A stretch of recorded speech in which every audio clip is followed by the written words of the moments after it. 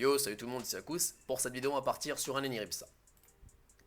J'ai pris la lame Voracius, son passif, c'est-à-dire le fait de gagner un point d'action dans la réserve à chaque fois qu'on applique un vol de vie, va nous intéresser. Donc par extension, son sort Voracité va nous intéresser dans la mesure où il applique lui-même un vol de vie. D'ailleurs, même si ça ne faisait pas proc le passif, vol de vie 5 pour 2 points d'action, voilà.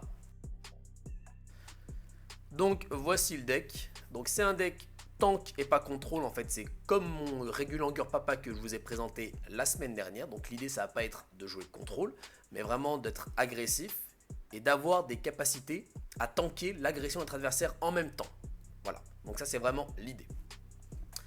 Donc j'ai mis le vol et la vie, évidemment, c'est parce que ça fait un vol de vie, ça nous permet de gagner un point d'action dans la réserve, donc c'est très bien. Dans la même trempe, on a le dévorer la vie qui, bon, même si le ratio est beaucoup moins bon, ça fait quand même 2 générations de jauge, donc on prend. Ensuite j'ai mis la braise qui va nous permettre d'appliquer l'état huilé pour la flamme de résurrection. Donc ça on va le jouer de manière plutôt agressive, mais on a quand même une option pour late game, c'est-à-dire la résurrection. Donc c'est le dernier sort de résurrection qui reste, parce que même pas mort a été changé. Pour moi c'est aussi un sort à changer parce que la résurrection c'est vraiment, je trouve, beaucoup trop anti-jeu. Mais bon, ça j'ai dû le dire au moins 2 ou 3 fois, donc mon point de vue n'a pas changé à ce niveau-là. Ensuite j'ai mis le don de soi. Donc d'ailleurs au niveau des points d'action c'est ce que je vais comboter avec Braise si jamais j'ai pas de réserve de points dans la réserve. Donc le don de soi qui va nous permettre de rappeler un compagnon, donc c'est souvent le Argolio qu'on va rappeler, donc ça ressemble vraiment au Régulanger Papa, là où le Régulanger Papa va mettre le même pas mort, moi je vais mettre le don de soi pour récupérer le Argolio.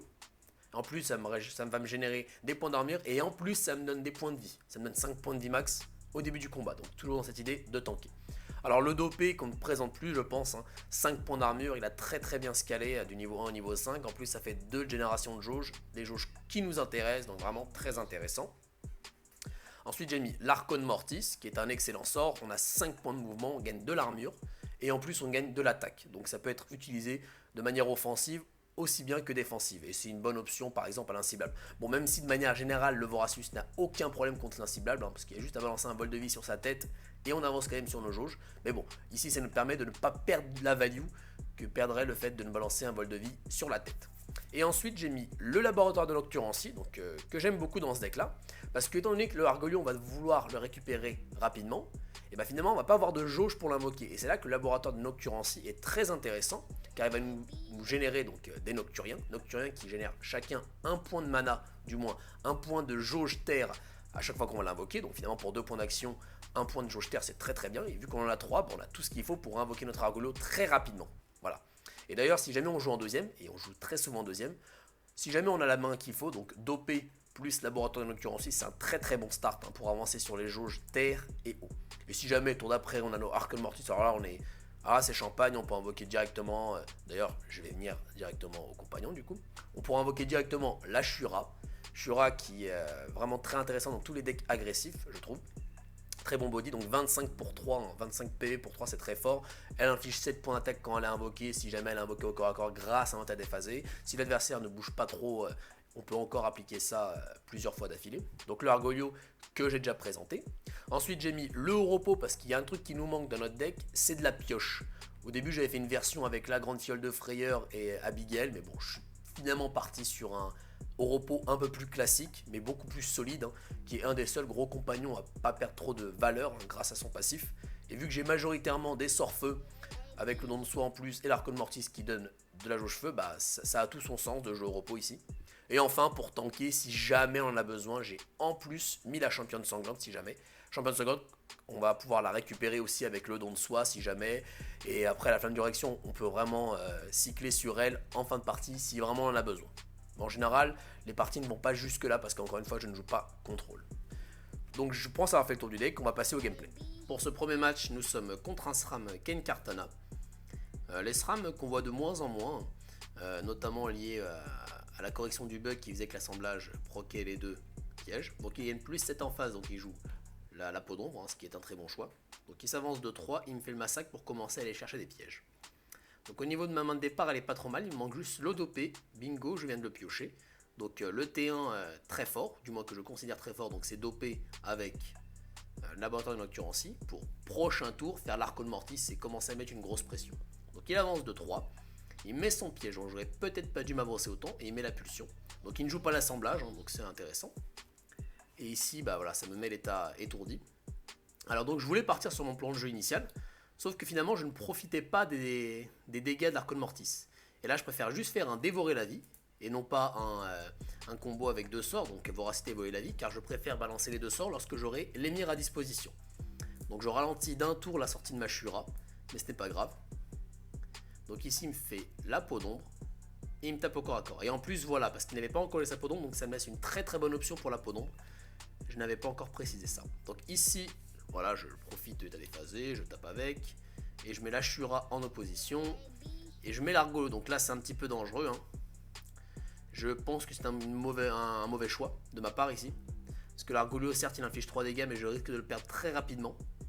Même si j'ai la flamme de résurrection, ça va quand même ralentir mon jeu. Donc je ne pense pas que c'est un bon choix de le sortir à ce tour-là. En plus, il commence à le focus, hein, donc malgré le fait que j'avais l'état huilé, mon adversaire préfère partir sur l'Argolio. Donc c'est bien vu de sa part. Il me tape avec, donc il reste 4 PV, il va pouvoir invoquer un compagnon, il a 6 de jauge. Alors il invoque ce compagnon. Et étrangement, il me tape moi, donc il laisse mon Argolio à 1 PV. Peut-être qu'il a fait une erreur de calcul à ce moment parce que c'est quand même un misplay assez énorme, hein. Ou peut-être qu'il voulait juste pas perdre trop de valeur sur les points, enfin je sais pas, je trouve pas ça terrible, hein. Je partirais plus sur un misplay. Alors ici voilà, voracité qui me génère des PA en plus, voler la vie, et bon l'Argolio n'a qu'un PV donc je vais le récupérer rapidement. Donc le fait de générer des points d'action c'est très fort, on peut faire des tours assez intéressants. Donc là le don de soi pour le récupérer. Ah, donc je n'ai pas assez pour invoquer le repos, mais c'est pas grave, il va arriver au tour prochain. Alors ici, je ne sais pas ce que c'est de faire, donc je me demande de quel côté, voilà. Donc là, je me mets ici, en opposition, donc mon adversaire peut arriver au coin, peut se mettre dans le coin si jamais il le souhaite. Donc il se met comme ça, il me fait un piège, 2 pièges, donc il joue quand même de l'assemblage. Pour moi ça génère 2 de jauge feu. Alors là, moi j'ai Nocturien, hein, donc je peux balancer Nocturien dans les pièges, hein. Donc bon, moi ça me fait quand même une très bonne option pour contrer les pièges. Après le piège c'est pas forcément le truc qu'on va chercher à contrer dans la méta actuelle. Mais bon, c'est quand même bon à noter. Ici je mets le repos en opposition. Je vais commencer à me faire une main. Là j'essaye d'infliger des dégâts aussi à son compagnon. Mais bon, le Pathfinding n'a pas très envie. Donc tant pis, hein. De toute façon il ne lui reste pas beaucoup de points de vie. Il a 19 points de vie. Alors ici, il me focus moi. Donc il bouge son compagnon pour proc ses points évidemment. Et il met la championne sanglante. Très bien, donc qui va lui permettre de sustain un petit peu. Et le massacre pour commencer à piocher, ou du moins pour cycler sur ses pièges. Donc l'adversaire arrive à garder une main convenable. Moi c'est le repos qui va se charger de me fournir une main convenable. Donc ici je vais taper avec mon repos. Ensuite je vais me faire un Archon Mortis sûrement. Parce que bon, c'est vrai que je suis en bonne posture, mais bon, je me dis je vais peut-être essayer de me protéger un petit peu. Ou alors, non, j'irai plutôt sur un Archon Mortis ici. Et commencer à m'extraire un peu de tout ça. Donc c'est parti, j'espère que le pathfinding ne va pas bugger. Voilà, donc là ça va. Donc je vais quand même infliger les dégâts de mon déphasage. Ici, oui j'aurais pu faire ça, c'est dommage. C'est dommage, là j'ai un misplay, j'aurais dû déphaser, faire le déphasage sur la championne sanglante. Bon, bah c'est misplay de ma part. Alors ici, donc il n'y a que sa championne sanglante qui est à portée. Et si elle vient m'apporter, moi ça me va très bien, que ça je pourrais la taper et infliger des dégâts à mon adversaire. Sauf si il me fait ceci. Donc là, il me met l'état assommé, donc je ne pourrai pas taper avec mon héros. Et il se place à 3 cases de moi. Donc comme ça pour être à ma portée au prochain tour. Et il tape un peu mes compagnons, de toute façon il n'avait que ça sous la main. Et il invoque. Son oracle offensé en fait c'est pour... Finalement sa posture elle est très bien, il se met à l'abri de tous les corps à corps, donc c'est bien vu de la part de mon adversaire. Alors ici, avec la Shura, je vais commencer à affaiblir l'oracle offensé qui est le compagnon qui me semble le plus pertinent à focus contre un SRAM, hein. Alors ici, je mets un Nocturien qui va me permettre de me réveiller, donc je m'inflige 3 dégâts, ce n'est pas grave, pour pouvoir taper la championne sanglante. Donc finalement, j'ai réussi à taper au corps à corps à ce tour-là. Je vais faire le dopé, et je vais mettre un autre Nocturien pour pouvoir terminer la championne sanglante et pour pouvoir me mettre dans une position assez intéressante, hein. Donc... mon adversaire n'est pas au corps à corps, enfin il n'est pas à portée de corps à corps, et je sais plus comment elle s'appelle, celle qui repousse l'oracle offensé non plus, n'est pas à mon corps à corps, donc là finalement je suis plutôt safe. Donc il part sur le Nocturien qui ont 9 points de vie, bon c'est quand même un nerf par rapport au niveau 1, mais ça reste des bodies assez intéressants pour bloquer. pour un tour au moins. Donc il termine mon Nocturien. Donc bon, il allait mourir. Peut-être c'est pour éviter de se prendre les dégâts d'explosion. Donc c'est un choix ici. Donc là, l'oracle forcé peut éventuellement me taper si jamais. Donc il tape mon repos. Donc il préfère se mettre à l'abri des corps à corps de mes compagnons. Sauf que là, il lui reste que 19 PV. S'il ne fait rien, je pense pas qu'il va... Voilà. Donc là, il protège un flanc même si mon repos n'avait pas accès. Enfin, je peux très bien passer avec par l'autre flanc avec le repos comme ceci. Et ici, bah, j'ai juste invoqué mon Argolio. Balancer un sort, voilà, dévorer la vie. Ça va très bien. En plus, il y a une augmentation de 1 dégât avec l'état feu là. Et je vais terminer tranquillement corps à corps avec mon Argolio. Pour ce deuxième match, nous sommes contre un Kra Voldorak Vo. J'en ai pas croisé souvent, donc ça va être intéressant. Donc je commence en deuxième. Il n'y a pas le plus 6 en face, ça veut donc dire qu'il ne joue pas l'archerie. Donc on prend la note. Alors il avance d'une case et il invoque la meurtrière. Donc une très bonne sortie pour mon adversaire. Donc meurtrière, hein, j'avais expliqué dans ma vidéo tournoi pourquoi ce sort était vraiment très fort. Donc je vais me prendre mes dégâts à chaque tour. Donc c'est pas grave, je suis un Enerif Voracius. Donc j'ai des options contre l'inciblable. Hein. On se fait du vol de vie sur soi, on peut quand même générer de la jauge. Par contre, au niveau du placement, il est terrible. Voilà, je ping direct la case. J'aurais dû me mettre ici. Parce que là, il me fait juste... Il avance de 3, il me fait un trait atroce qui me fait très très mal. Donc heureusement pour moi, il ne l'avait pas. Ou alors il le joue pas. Il me fait juste ceci. Bon. Alors ici, j'ai pas la sortie que je voudrais. Donc bon, c'est pas grave. Je vais avancer sur ma jauge feu. Donc je me place ici pour limiter vraiment les dégâts que pourrait me faire un éventuel tir atroce. Et au pire s'il me le fait, bah, je suis à portée de son corps à corps, donc moi ça me va. Donc, il se place en 2 cases, il me fait son tir atroce. Voilà. Et il m'invoque son griffeur tranquillou, donc il m'empêche d'aller à son corps à corps. Donc c'est bien vu. Pas du tout en fait. Je pensais qu'il allait le placer autrement. Donc bon bah moi ça me fait une porte de sortie parce que là, tel que le griffeur tranquillou est parti, est placé, pardon, je peux le taper et empêcher mon adversaire de taper à son corps à corps, à mon corps à corps. Donc moi ça me va, là j'ai envie de placer le laboratoire de Nocturancy, mais j'ai pas envie de faire un tour trop creux ici. Donc c'est pas grave, hein, je sais que la voracité coûte que 1 finalement, donc je vais pouvoir balancer triple spell à ce tour là. Donc j'ai pas trop envie de placer mon laboratoire de Nocturancy trop près pour pas me le faire tuer directement. Donc voilà, je le place en arrière, je fais la voracité sur le griffeur Tankino. Mais par contre, je vais faire la braise sur mon adversaire. Donc je peux pas finir son Tankino, mais je préfère que l'état huilé soit sur mon adversaire pour pouvoir le consommer plus facilement. Parce que là, le Tankino, je vais le terminer rapidement et j'ai pas envie de perdre l'état huilé. Donc apparemment, il y a une composante gel dans son deck, donc c'est très intéressant. Hein. C'est le gel qui est très fort, donc pourquoi s'en priver. Donc il avance, il m'invoque sa Shura. Il avançait que d'une case pour pouvoir avoir le déphasage de Shura ensuite. Donc là, une très grosse agression de la part de mon adversaire. Donc il joue bien le match-up, hein, je pense que c'est comme ça qu'il faut le jouer. Il faut être très agressif contre Voracius. Alors ici, je me mets voilà, l'Archon Mortis que je vais perdre immédiatement. Mais pour ceux qui ne savaient pas, l'état déphasage, on le conserve. On le conserve le tour, voilà. Donc je termine le Griffeur Tankino. Alors là, je sais que j'aurai besoin de mon Argolio, malheureusement. Donc je vais devoir invoquer mon Argolio sans utiliser aucune de ses murs. Là, j'ai pas le choix. J'aurais pu invoquer la championne sanglante, mais non merci. Je préfère aller sur mon repos parce que j'ai besoin de pioche. Donc là, moi ça me va en fait. Si mon adversaire tape mon Argolio dans ce cas-là, parce qu'il a l'air d'être parti vraiment sur moi. Donc s'il tape mon Argolio, finalement, ça va me permettre de tanker 20 dégâts. Donc voilà. Moi à ce moment-là, ça me va. Voilà. Il tape mon Argolio. Donc l'Argolio qui aurait pu me donner 6 points d'armure, là à la place, 9 points d'armure, pardon. Donc à la place, il me permet d'avoir 20 points de vie supplémentaires. C'est juste que j'inflige moins de dégâts à mon adversaire. Donc là, moi je pars sur la Shura. J'ai envie d'essayer de stabiliser ici. Voilà. Ensuite, je vais invoquer mon repos qui va taper au corps à corps. Et je vais taper au corps à corps aussi pour finir ça. Et me faire le dopé. Pour profiter d'un petit peu de points d'armure. Ou alors un Nocturin. Non, un dopé c'est quand même mieux. Pour pouvoir aller sur ma Shura en même temps. Si jamais il commence à la tuer. Donc l'Argolio, je peux toujours le récupérer avec une femme de résurrection. Mon adversaire à l'état huilé. A mon avis, il joue pas de compagnon pour m'enlever le petit PA qui me permet de jouer la flamme de résurrection. Donc moi ça me va. Donc là, il me fait un gros tour. Il utilise 9 PA. Donc il me met l'état huilé. L'état boueux, pardon. Il l'utilise. Et il me joue ce compagnon.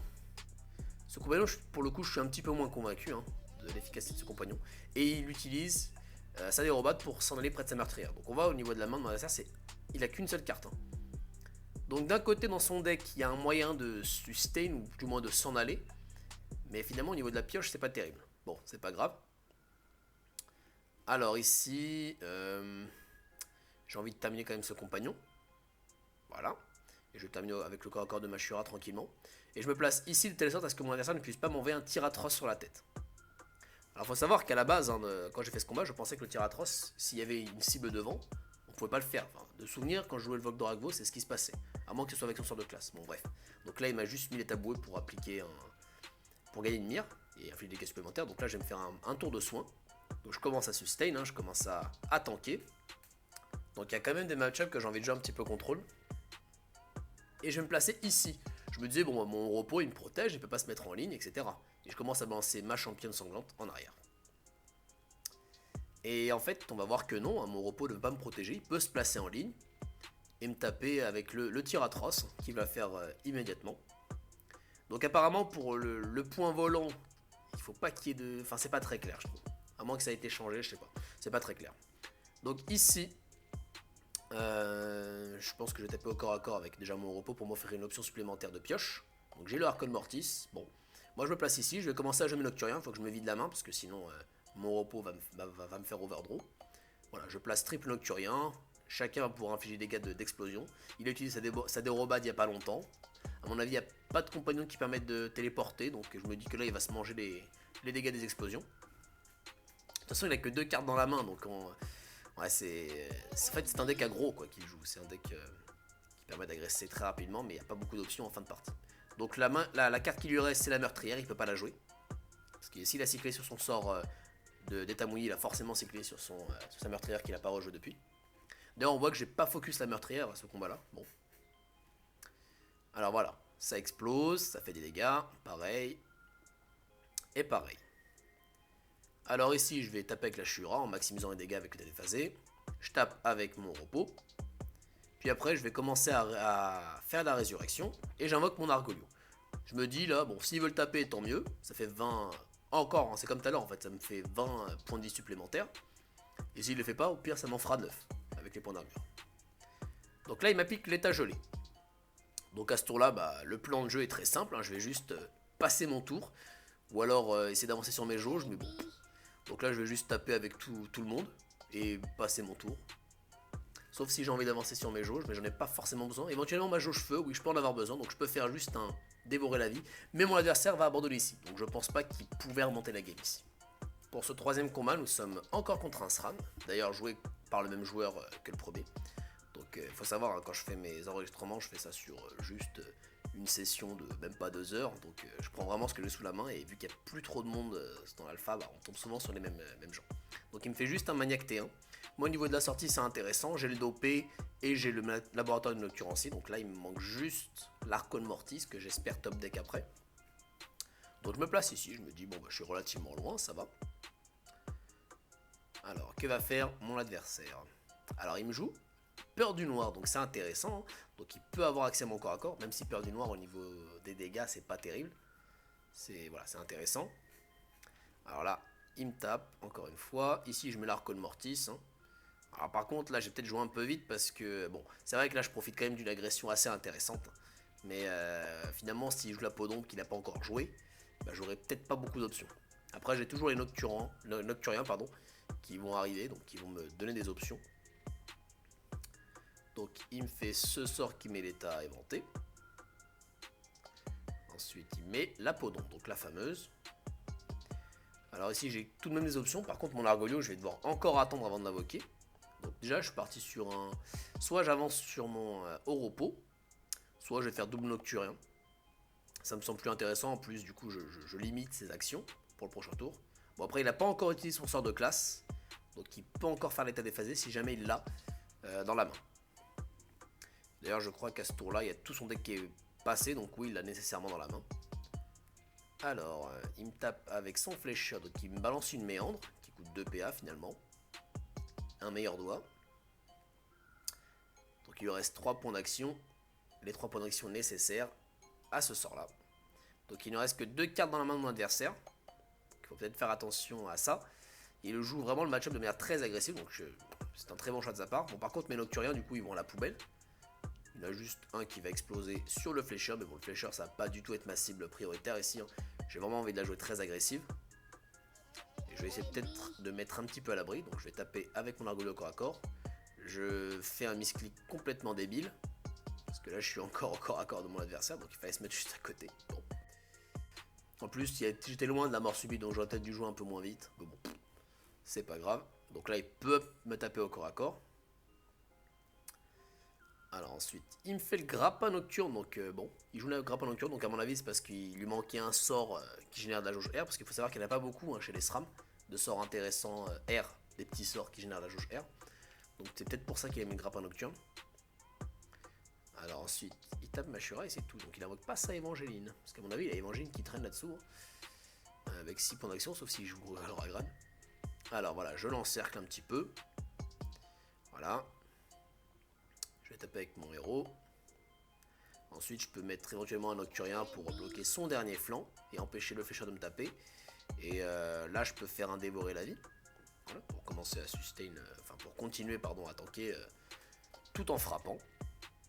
Donc là, il lui reste que 10 points de vie. J'ai encore énormément de points de vie, donc voilà. Donc il me tape au corps à corps, donc il part peut-être sur un létal. Alors, il invoque sa Évangéline. Il me tape avec. Il joue les petits sorts. Bien, donc je pensais bien jouer de sa part pour pouvoir profiter des mires. Alors il me joue le trait d'Évangéline, donc ça va pas être suffisant pour terminer malheureusement. Et là juste à le taper une fois ou deux fois au corps à corps et c'est terminé. Pour ce dernier match, nous sommes contre un Xelor aigu Picuxala. Donc je joue en deuxième, plus 6 en face, donc soit l'éternité, soit le même pas mort. Je penche davantage pour l'éternité, sachant que c'est une aigu Picuxala. Donc il m'invoque un Sinistro ici, un autre Sinistro ici, et un troisième Sinistro, donc il joue triple Sinistro, peut-être pour avoir beaucoup de mobilité. Bon, on va voir ce que cette version va donner. Alors ici, moi j'ai le T1 assez intéressant, je balance mon Archon Mortis pour pouvoir commencer à défoncer Sinistro, de toute façon je ne suis pas à portée, il va devoir utiliser des ressources pour pouvoir m'enlever mon Archon Mortis. Donc là j'espère avoir prochain tour Laboratoire de Nocturancy pour commencer à développer mon jeu de compagnon. Donc là il fait la téléportation accélérée. Il me tape au corps à corps pour m'enlever mon Archon Mortis.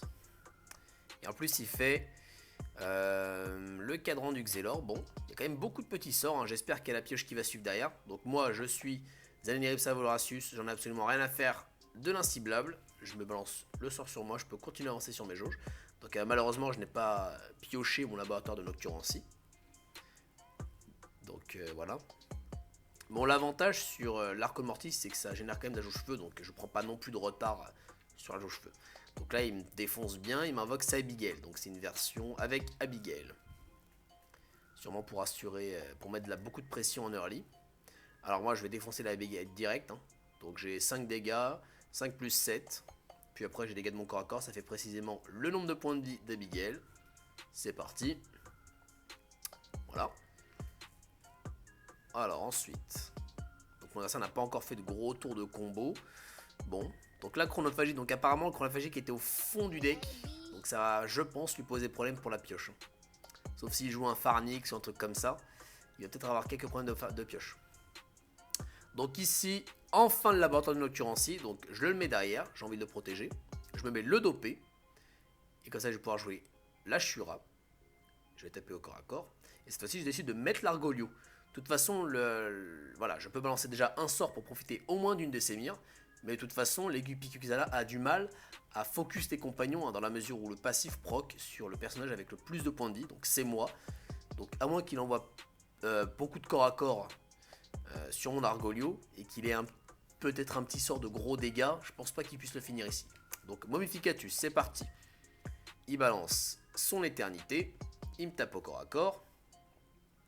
Le Klaus, donc premier compagnon de téléportation, donc voilà, très bien. Ensuite, que va-t-il nous proposer? Donc il a utilisé sa réserve de PA. Il n'a que 2 cartes dans sa main, donc je pense que la chronophagie au fond du deck lui fait très mal ici. Très bien, donc c'est juste un Sinistro R. Donc voilà, il lui manquait une jauge R pour invoquer la épinette, c'est parti.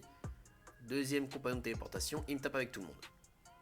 Il utilise sa réserve pour encore jouer un sort, donc au niveau de la main, il joue vraiment beaucoup de sorts par tour. Hein. Peut-être qu'il profite, hein, parce que tant qu'il a le Mophicatus, il peut gagner des points d'action. Mais je suis pas sûr que ce soit les points d'action le problème à ce niveau-là. Je pense plutôt que ça va jouer au niveau de la main. Donc très bien, donc il se met l'état inciblable. Donc moi ça me dérangeait pas, hein, parce que j'avais envie de commencer à défoncer tous ses compagnons. Parce que là, le plus dur est derrière nous, hein, donc le gros tour de combo est passé. Si on survit à ça, en théorie, on devrait avoir pas mal de chances de gagner. Donc là, je vais éclater sa épinette. Voilà, donc le corps à corps de la Shura et le corps à corps de mon Argolo me permettent de terminer la épinette. Par contre, j'aurais peut-être dû invoquer mon Oropo avant. Parce que je pense que je vais partir sur un focus close. Voilà, donc peut-être que c'est une erreur ici. Alors, donc close n'est plus à ma portée. Il est plus à portée de mon corps à corps, donc là c'est intéressant. Sauf s'il finit mon laboratoire de Nocturancy, tiens. Je sais pas s'il peut rejouer derrière. Je sais plus, parce que close je l'ai jamais joué, je crois. Alors voilà. Il fait double téléportation, donc m'extraire du corps à corps des compagnons, ça va, mais m'extraire du corps à corps d'une Xala qui a encore beaucoup de sorts de téléportation, voilà, c'est pas terrible. Alors non, apparemment, il pouvait pas finir mon laboratoire de Nocturancy parce qu'il avait encore 7 PV. Donc c'est pour ça peut-être qu'il l'a pas fait. Moi, j'ai commencé à me barrer. Je commence à prendre beaucoup de dégâts, donc je reste sur un focus de mon adversaire. Et je vais taper avec mon repos au corps à corps, donc j'overdraw ma première carte, hein. Je sais pas si je l'ai fait exprès ici. Peut-être que j'aurais dû... voilà. Alors, je pense qu'à ce moment-là, je ne suivais pas trop le cycle de mon deck. Ce qui est une erreur, hein, quand on joue au repos d'ailleurs. Alors, très bien. Alors, ici, il n'a que 2 cartes dans sa main. Il a utilisé beaucoup de sorts de téléportation, donc éventuellement, il ne pourra pas m'attendre. Bon, après, je pense qu'il a cyclé sur sa chronophagie à ce moment-là. On va voir ça. Ouais. Donc, pour l'instant, il réfléchit, hein. Donc, la chronophagie... Donc voilà, et le Sinistroter qui lui permet de mettre un bouclier, donc qui permet de tanker un petit peu. Alors voilà, donc là je vais utiliser le corps à corps de mon Argolio pour virer son bouclier, donc le plus faible des corps à corps. Et je vais commencer à taper, voilà, ceci. Donc avec la voracité, parce que j'avais pas envie de cramer l'état huilé, au cas où je voudrais utiliser ma femme de résurrection. Là je me mets le dopé et je me mets le Nocturin pour empêcher le close d'atteindre mon corps à corps. Et par contre, je me barre très loin, donc c'est une erreur, hein, contre Picuxala, il faut pas faire ça, parce qu'elle est juste à se téléporter, et mes compagnons sont vraiment très loin. Donc en tournoi, j'ai fait la même erreur, là, bah, je recommence. Bon, je pense qu'il me faudrait une défaite pour m'apprendre à ne plus le faire. Alors ici, il me balance, voilà, son Sinistro, donc moi ça me va, hein, plutôt bien, parce que finalement, je n'ai qu'un flanc d'exposé. Bon. Alors il tape mon Nocturien, quitte à perdre une case avec le close, mais vu que le Nocturien allait mourir, je sais pas si c'est terrible. Donc là je vais commencer à casser le Sinistro, parce que là j'ai assez de jauge, vu que j'ai invoqué le Nocturien, pour pouvoir rappeler mon Argolio. Voilà, et le réinvoquer instantanément derrière, donc je profite quand même de son attaque au corps à corps avant de le rappeler, hein. Faut faire attention à ça. Donc je rapplique l'état huilé, c'est pas grave, hein. C'est juste pour pouvoir profiter d'une des mires de mon Argolio. Et j'ai déjà 13 points d'armure et je vais en plus pouvoir invoquer la championne sanglante pour conserver mes points d'armure. Parce que dans ma main, j'ai une carte qui s'appelle l'Archon Mortis. Donc si j'arrive à conserver mes points d'armure, bah finalement, l'Archon Mortis va rester très longtemps. Donc c'est l'idée ici. Donc là, il balance son Sinistro R pour piocher. Donc pour avancer sur son deck plutôt, parce que le Sinistro R ne donne pas de carte advantage, hein, évidemment. Alors, que va-t-il décider de faire? Donc, le cadran du Xelor. Bon, il est inciblable, ça va peut-être lui permettre de survivre un peu mieux. Et il invoque le Larche. C'est bien. Comme ça, il peut s'extraire du corps à corps. Mais vu qu'il a déjà attaqué, voilà. Bon, ici, je tape le close avec... ouais, c'est pas terrible, j'aurais dû taper le close plutôt avec ma championne sanglante pour perdre moins de dégâts. Bon. Et ici, je vais pouvoir faire l'Archon Mortis. Donc j'ai 20 points d'armure, j'ai encore la championne sanglante, donc je vais pouvoir conserver mon Archon Mortis un petit moment. Voilà, de toute façon ça va bien avec le fait qu'il ait joué son inciblable, donc j'ai quand même une option. Alors ici il ne reste que 6 PV, il va falloir qu'il trouve un moyen de se débrouiller là. Alors très bien, il met la Momificatus, ou du moins le Momificatus, il me termine ma championne sanglante avec son large pour profiter malgré tout son corps à corps sur moi. Très bien, il me tape avec, donc il arrive quand même à m'enlever mon Momificatus, ou du moins mon Archon Mortis, et après il se suicide. Cette vidéo est terminée. Si elle vous a plu, n'hésitez pas à mettre un petit pouce bleu ou alors à vous abonner. Et moi je vous dis à la prochaine. Ciao.